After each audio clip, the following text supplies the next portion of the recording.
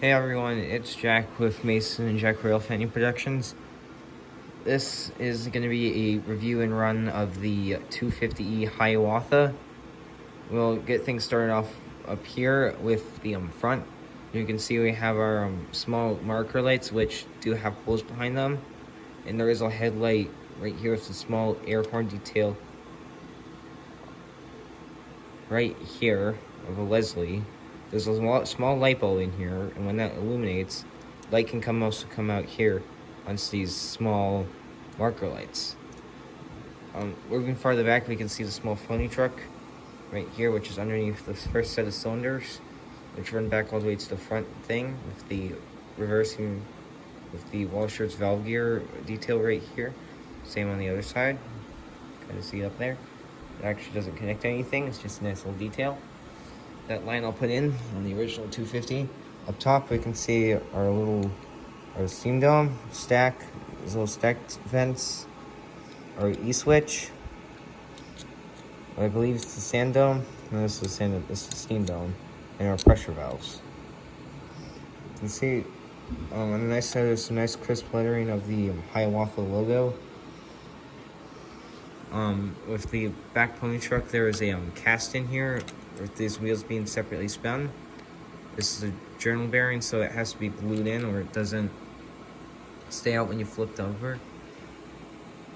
The cab does have is mostly clear see-through, but you can't really see through it because of the windows, which are meant to be like that, so you can't see what's going on the inside, which I'm not even sure what's going on in there, but you can see our nice number 250E. This is the original 250 from 1930 with the original consist as well.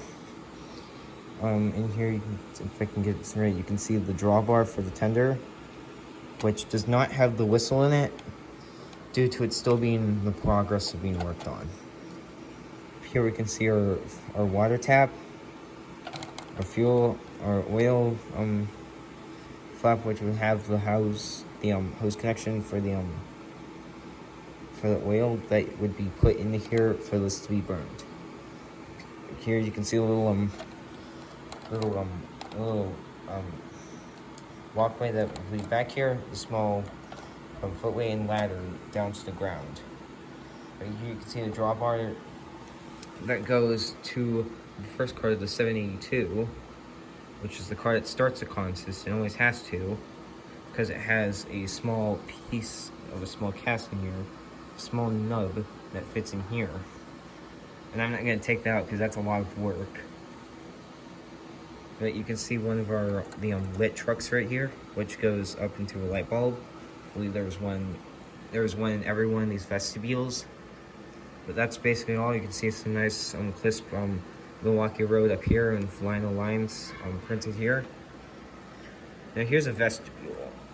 People say these are hard to get apart, but they're easy to get apart. But people say they're hard to get together. You just let them glide on that little center rail right in between the wheels. When it gets about here, you push the button, push it in, and now it's locked. It's the 783, which doesn't really have much going on. It's just basically the 782, but minus the front section here.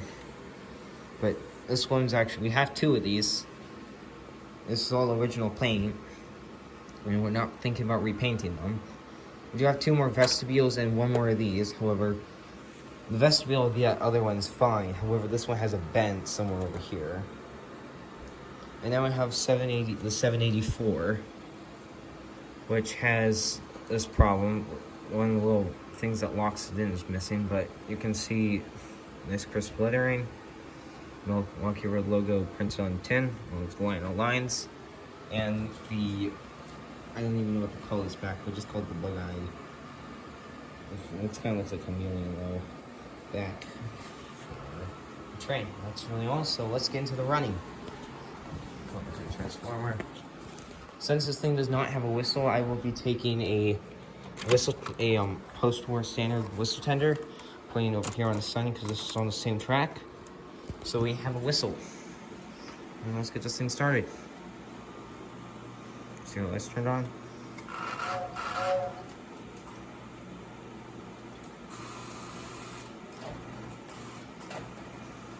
See, we got movement.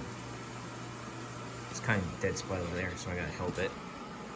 It has traction. We did put traction tires on, but due to it not being really in the full color, there you go. Just see that valve gear and movement is beautiful. These huge drivers go. No train. Now it's going. Should mention I should probably stay over here. Kind of the biggest thing because it can't run slow, or the switch is slow, or that happens. So we just don't tell me we just lost a traction tire.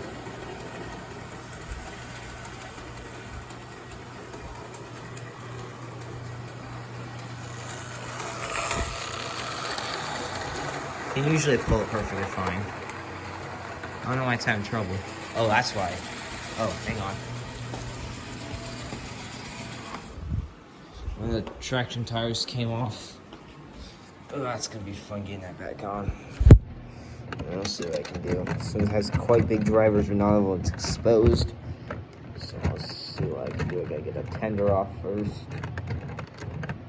There we go. Guys.